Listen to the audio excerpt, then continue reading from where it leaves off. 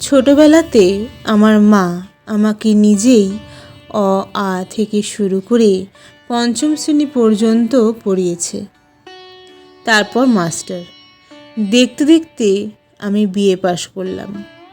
ভাবলে অবাক লাগে, আমার ভবিষ্যৎ চিন্তা করে আমার মা তার নিজের আনন্দের দিকে তাকায়নি। বাবাও তাই।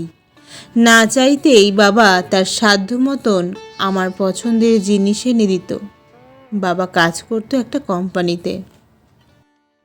আমার মা আমাকে এবং বাবাকে রেখে তার নিজের জনের বাড়িতে এক রাতও কাটায়নি। তার একটাই কথা ছিল, বাবা জানবে তাই খুশি মনে নেবে, কোনো রকম বাজে বায়না করে তাকে বিরক্ত করবে না।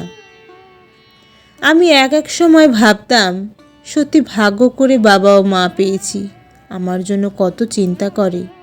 আমি কি পারবো এদেরকে সুখে রাখতে, আনন্দ দিতে? বাবা মা আমার কাছে হীরের থেকেও দামি, যাদের জন্য পৃথিবী দেখেছি। আমি ভাবি, বাবা মা যদি কোনো অন্যায় করেও থাকে, সে বিচার সন্তান করতে পারে না। যাই হোক, আমার বান্ধবী রিঙ্কু হঠাৎ একটা ভালো চাকরি পায়, আমাকে জানায়।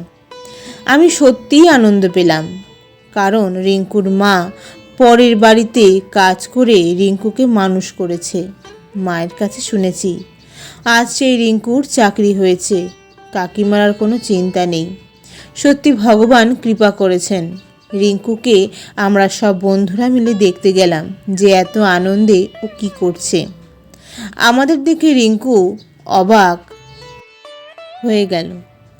ভাবটা কেমন যেন বদলে গেছে, আমাদের যেন চিনতেই পারছে না। আমি বললাম, রিঙ্কু, তোকে দেখতে এলাম, তুই ভালো চাকরি পেয়েছিস জানালি, তাই। হ্যাঁ পেয়েছি, তা কী করতে হয় বল তোদের জন্য? আরে না, কি করবি, আমরা এখনই চলে যাব। এরকম ব্যবহার দেখে আমার দুটো বন্ধু চলে গেল। একমাত্র আমি রিঙ্কুদের বাড়ির বারান্দার চৌকিতে উঠে বসলাম। কাকিমা আমাকে দেখে খুব খুশি হলো। হঠাৎ রিঙ্কু আমাকে বলল, মাকে বৃদ্ধাশ্রমে রেখে আমি হায়দ্রাবাদ যাব। রত্না, একটু তুই খেয়াল রাখিস। আমি তো অবাক, এত ভালো চাকরি পেয়ে মাকে বৃদ্ধাশ্রমে রাখবে? তখনই জোরে কেঁদে উঠল কাকিমা। আমি বললাম, কাঁদছো কেন? অমনি রিঙ্কু আমাকে বলল, আমার পক্ষে মাকে আমার সাথে হায়দ্রাবাদ নিয়ে যাওয়া সম্ভব না। কিন্তু মা কিছুতেই মানছে না, কারণ ওখানে আমরা একটা বড় সম্মানের ব্যাপার, ভালো পদে আমার চাকরি। আর তুই জানিস তো আমার মা পড়াশোনা জানে না, আমি অবশেষে মান সম্মানে পড়ে যাব। তাই সব থেকে ভালো বৃদ্ধাশ্রমে থাকা, মাসে মাসে টাকা পাঠাবো। আমি মনে মনে ভাবলাম, মা বাবার থেকে বড় জিনিস আছে? আমার কাছে আমার মা বাবা হীরের থেকেও দামি, কারণ এই সুন্দর পৃথিবী আমরা তাদের জন্য দেখতে পারছি। আর সেই মাকে রিঙ্কু বৃদ্ধাশ্রমে রেখে আসবে? আমার এই অন্যায় সহ্য হলো না। বাধ্য হয়ে রিঙ্কুকে বললাম, রিঙ্কু, তুই এটা ভালো করছিস না। যে মা তোকে এত কষ্ট করে বড় করলো, তুই ভালো চাকরি পেলি, আর সেই মাকে তুই ওই রকম এক জায়গায় রেখে শান্তি পাবি? তোর মান সম্মান বড় হয়ে গেল। মা শিক্ষিত হোক বা নাই হোক, মাকে কিছুর সাথে তুলনা করা যায় না। তাকে শুধু যত্ন করতে হয়, ভালোবাসতে হয়। আজ তোর শিক্ষা তোর মায়ের জন্যই। সেই ছোটবেলায় তোর বাবা মারা গেছেন, কিন্তু তোর ওই অশিক্ষিত মাই তোকে আজ এত বড় সম্মানীয় করে তুলেছে, আর তার উপহার বৃদ্ধাশ্রম। বাহ রিঙ্কু, তোর মতন সন্তান কোনো মায়ের না হওয়াই ভালো।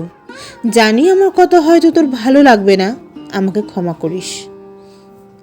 এই বলে আমি বাড়ির দিকে রওনা দিয়েছি। ঠিক সেই সময় রিঙ্কু আমাকে ডাক দিল।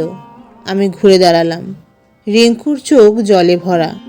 আমি জিজ্ঞাসা করলাম, তোর চোখে জল?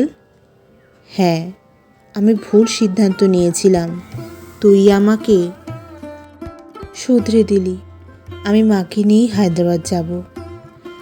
আমি বললাম, সত্যি বলছিস রিঙ্কু? হ্যাঁ সত্যি। তবে আজ তুই অনেক বড় অপরাধ থেকে বেঁচে গেলি। আমার মন আনন্দে ভরে গেল, কারণ আজ কাকিমার পরিশ্রমের ফল সার্থক হলো। মা হলো হীরের চেয়েও দামি, তাকে কোনো কিছুর সাথেই তুলনা করা যায় না। মায়ের অর্থ মাই হয়।